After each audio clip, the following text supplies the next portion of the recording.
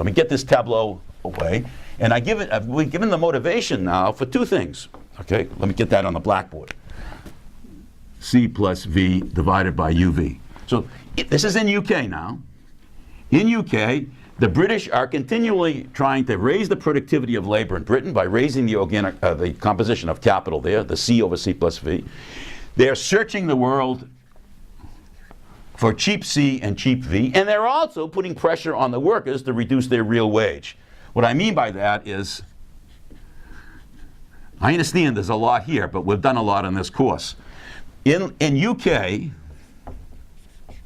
British capitalists are searching the world for cheap V goods, but they're also putting downward pressure on the real wage, which is the one I just did, cutting that real wage from 2 to 1.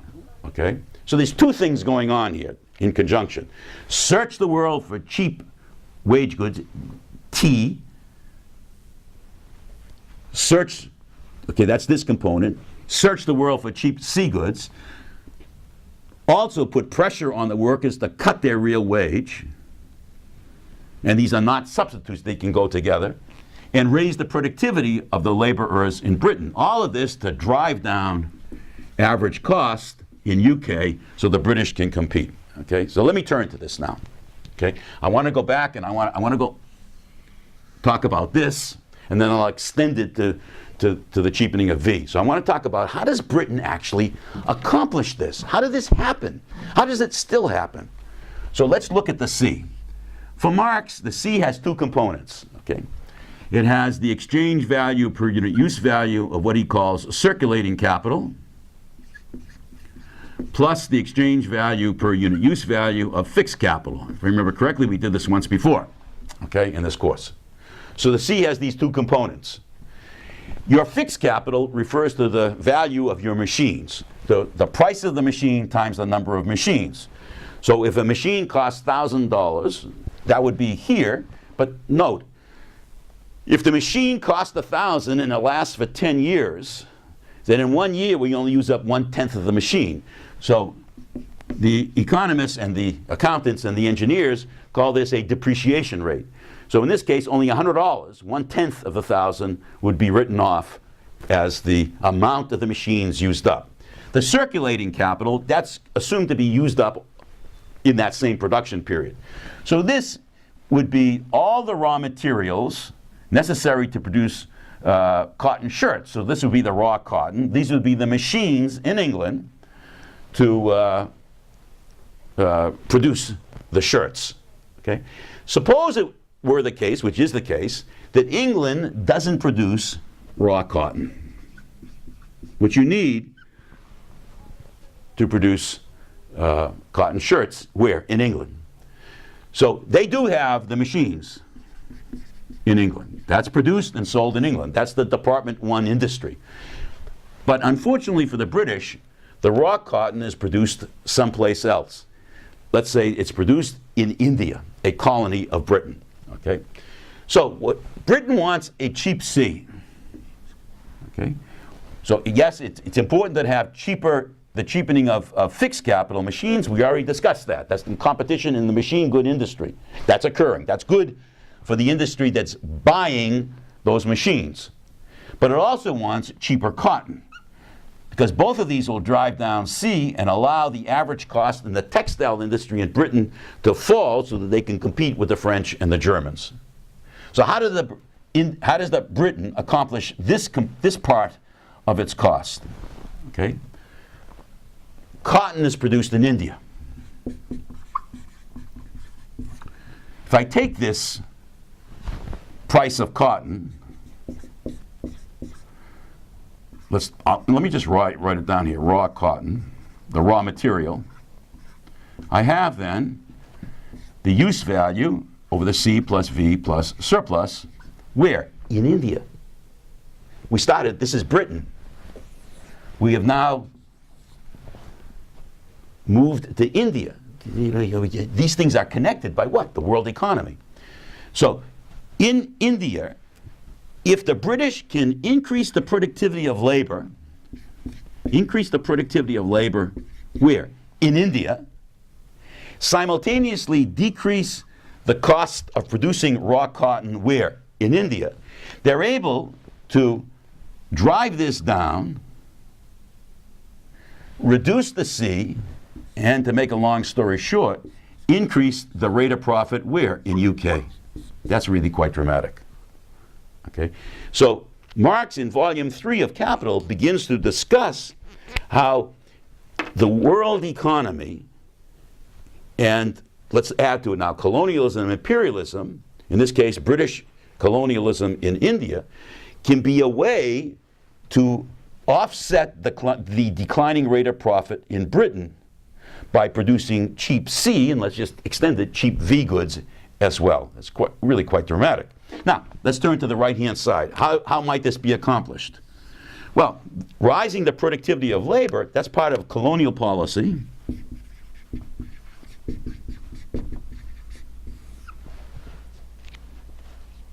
Let's just take simple stuff. Let's summarize what we've done here. One, to raise the productivity of labor in India, you raise the composition of capital in India. We've done that. Increase the capital-labor ratio in India, enables a rise in the productivity of labor there, cheapens raw cotton, enhances the rate of profit in UK. Okay? Number 2. Invest in social overhead capital. Where? In India. The state in India should invest in social overhead capital, road systems, harbors, and so forth, etc., enabling that productivity of labor to rise, cheapening the price of cotton, enhancing the rate of profit in UK. Let's not forget the rate of profit in UK here. So what I'm doing here is dropping this and pushing up the rate of profit by cheapening circulating capital. Okay. Let me take a moment on this because there's so much history here. Suppose it were the case in this tropical country that the longer people worked in the fields, the longer people worked in the fields, the more susceptible they were to tropical diseases. So one of the things the British might do to enable people to work the hours in the fields and to get more people to work in the fields would be to invest in health facilities. Because health facilities would allow people to withstand these tropical diseases, work longer hours, and have more of them doing that, and hence you'd be able to have a numerator. So I'm not talking about that the productivity necessarily grows, but if the H is very small, to make this dramatic, if the L is 0, you're not going to get any productivity of labor. So you have to have people alive and working long hours in order to get an output. So investment in health facilities matters. Education matters. So the British, it's not just that the rise in the composition of capital in India, but also this investment in all kinds of social overhead capital of education, health, research and development in the production of cotton, new technologies, all of this to raise the productivity of labor. Along with that is to decrease C. Now notice this. This is the C that's being deployed in India. So let me just examine that. This is in India, circulating capital plus fixed capital in India. Let me focus on this, right? This one here.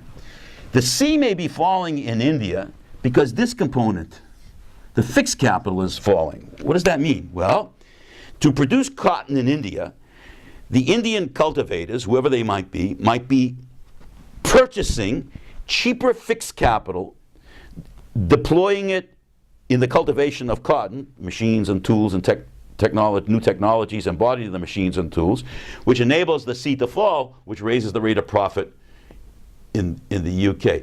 Why might this be falling? Well, because of the struggle over super profits. So after the 1850s, there is intense competition in the means of production industry throughout the West. And in this case, in England, the rate of profit is falling there, and the unit value of these machines, fixed capital, is falling. They become the exports from Britain to India, deployed in Indian cultivation of raw cotton, drives down the sea there, along with the rise in the productivity of labor of workers in India, cheapens raw cotton, enhances the rate of profit in Britain. So I mean, if you put it all together, the declining rate of profit in UK from intense competition within Britain and then with the Germans and so forth, etc., creates an opportunity to raise the rate of profit in Britain, and this link here is the world economy. And you can just extend what we just did to V goods as well. It's not just the C goods in which this is occurring. And the last step, because I don't want to lose what we've done in the first part of the course. In India, what we just discussed here in India, or let me extend it actually, across the world can be done on a variety of different class structures. This CVS surplus value, to go back to the first part of the course, that can be done under different class structures. So for example, you could have the feudal during this period of time in India. So this could be a feudal arrangement, and the feudal unit values would be falling, which would enhance capitalism in Britain. It could be done under the ancient class structure. So this would be India. A kind of sharecropping arrangement in the ancient, in Uganda, in Africa, at that point in time. It could be the slave in the United States South prior to the 1860s, okay? And of course capitalism too. In other words, we can have these different class structures in which all of this is occurring. This doesn't necessarily have to be capitalism across the third world. Let me now summarize, if I can, this interesting, I hope, interesting story about the world economy.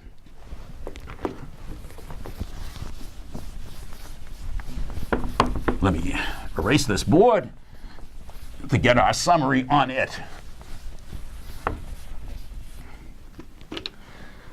Okay. In Britain, we have the following.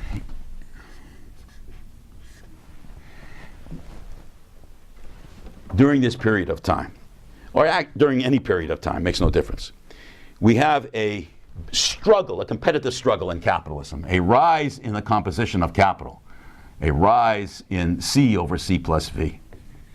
Okay? Those long and eloquent passages in Capital on mechanization, cooperation, division of labor, managers as an orchestra leader, the really quite striking description that Marx provides in Volume 1 over something like 200-300 pages of a rise in the mechanization, the rise in the composition of capital, and how capitalism is increasing the productivity of labor.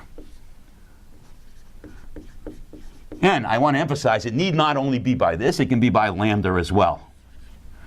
Okay? Different management strategies, different incentives and so forth, etc., can serve to increase the productivity of labor. This rise in the composition of capital tends to drive down the rate of profit. Where? In Britain. So the focus in the C industry, well, let me do it here. Rise in the composition of capital in the C industry, a fall in the rate of profit in the C industry as a result of this competitive struggle, but also a fall in the unit value of machines. Okay? Fixed capital in this industry. Okay? Both. And it's not just one. These are two sides of the same story.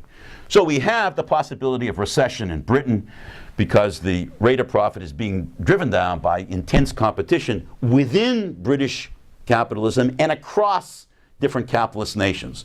So Lenin describes both of these that are occurring. Okay? This fall in fixed capital enables Britain to do what?